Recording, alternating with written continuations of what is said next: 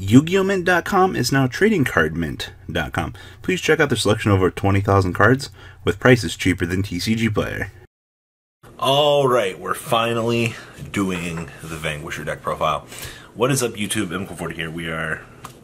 We finally reached this point to doing this list for you guys, along with a bunch of other deck lists you guys were requesting. So guys, please check out our friends at TradingCardMint.com down below.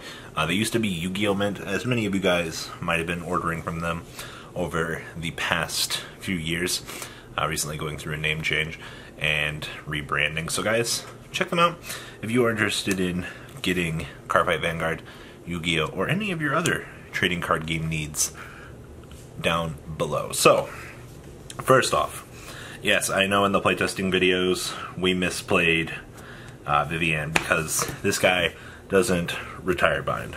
So yes, we have taken note of that, and we didn't change our play very much.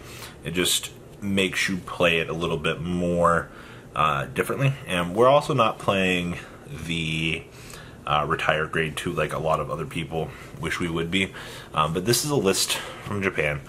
Pretty much a carbon copy net deck, except for probably a few changes to the G-Zone.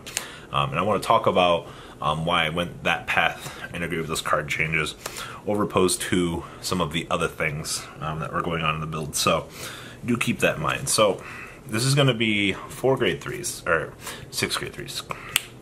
4 copies of Sparking. So this is going to be at the beginning of your right phase, Thunderstrike 4, Counter Charge 1, or Soul Charge 1. You have your option to do whichever you want.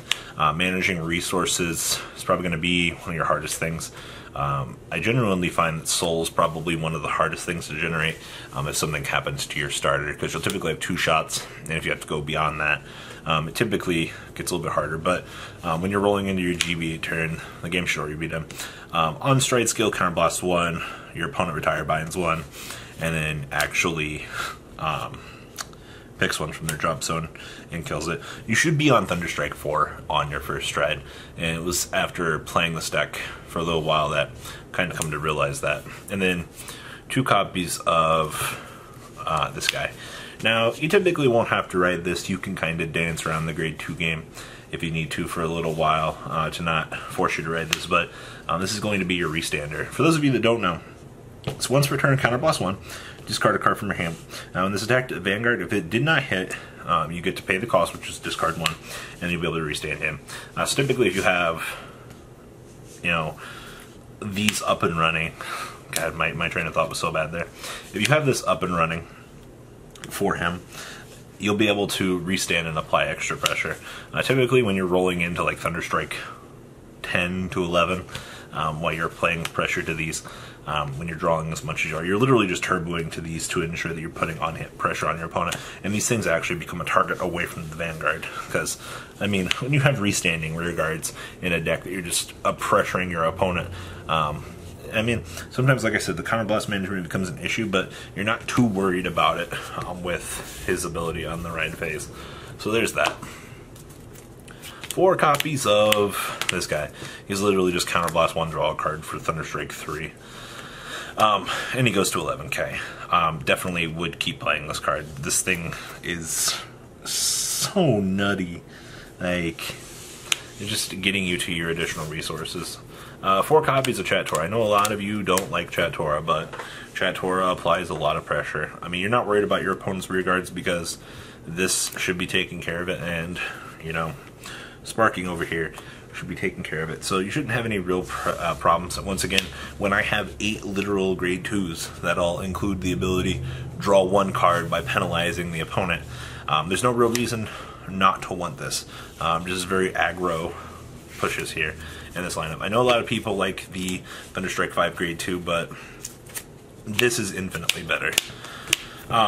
So, Tsukiyomi and Battle Sisters are a pain in my ass. This card reads Thunderstrike 2. This card gets 10k shield. So this is a 15k that I can play from my hand at grade 2, or I can intercept with. One of my friends actually didn't know this when we were playing this at locals, and I intercepted for 15k. If you have 2 of these in the front line, this is just 30,000 shield for no reason. Yes, it is an 8k. I'm not too worried about that. Typically, if I have this, I can just write it and not really worry about it. Typically, having an 8K base versus a 9K base, unless you're being rushed, isn't necessarily too bad. But the later the game goes, as a resource, this card becomes invaluable, especially against guard restriction effects. Now, if the guard restriction says no grade 1 or above, then you're going to be in a much worse place. But if it just says no sentinels, these makes up for that. Perfect shields, or perfect guards. This one's ridiculous. The fact that at Thunderstrike 4, when this thing gets retired off the Guardian Circle, I get to draw a card. So, let's just take a moment to realize and appreciate how good they made this deck. They made Thunderstrike just an entire draw engine. And the fact that if I'm running low on guard power, I can perfect guard, discard a bad card from my hand, and turbo into another card. You know, it might be a blind resource, but it can get me there. So, very important in that regard. So good. 4 copies of your Unflipper. The amount of times I don't draw this card is actually very absurd. I understand that this card is very good because it countercharges and moves into the soul and fixes a lot of the problems that the deck has, but you have to draw this thing. And as fast as the deck turbos, just not seeing this card is pretty ridiculous. Also, this gives protection to the unit in front of it when it swings, which is extremely nice. No denial, Griffin, for you. 4 copies of the Stride Fodder, pretty self-explanatory. I mean, if we have to waste one of these to fix our hand, and no real issue at all.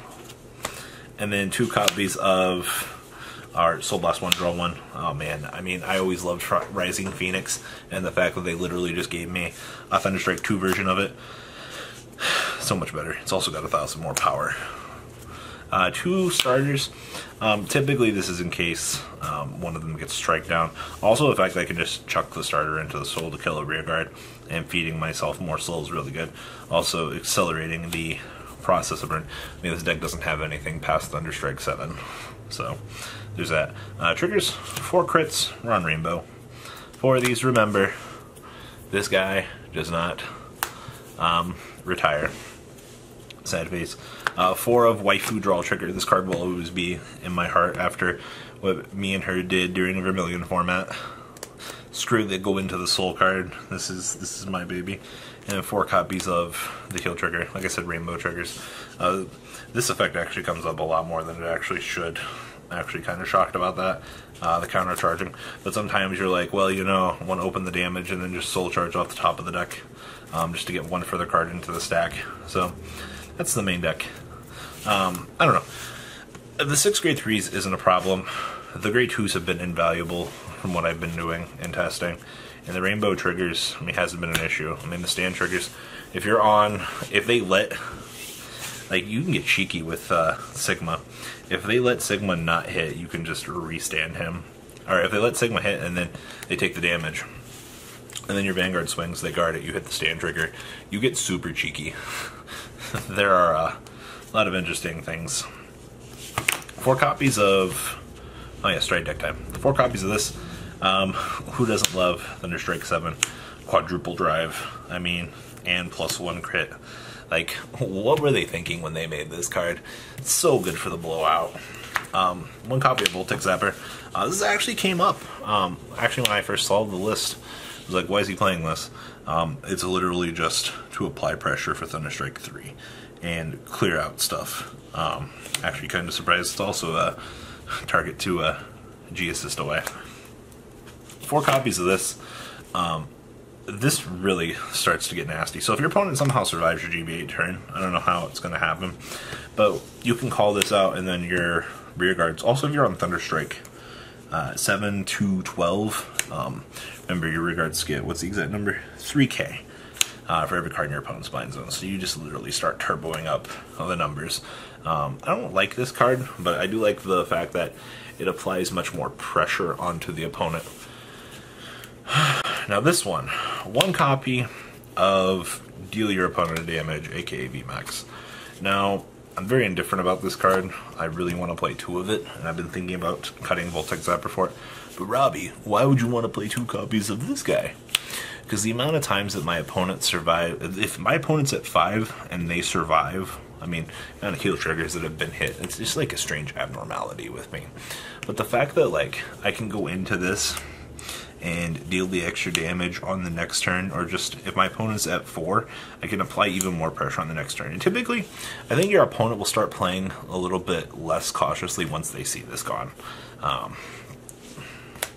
Just some food for thought there. One copy of GB8, the AKA punch your opponent in the face.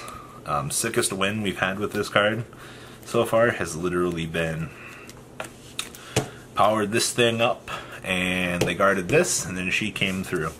Based waifu knows what is going on here. This card's just insane. It beats so many matchups by itself. This is important because of this, actually. I didn't actually start realizing the synergy with this until after like the second game playing this, but it's for each player's buying cards. So this actually accelerates this by an extra, what's my exact number here, 2K or 4K. So you buy in 2, gets an extra 4K when you're going into this turn. For those of you that are wondering why they made this card, it's literally just for that. 2 copies of Bulwark. This card's nutty.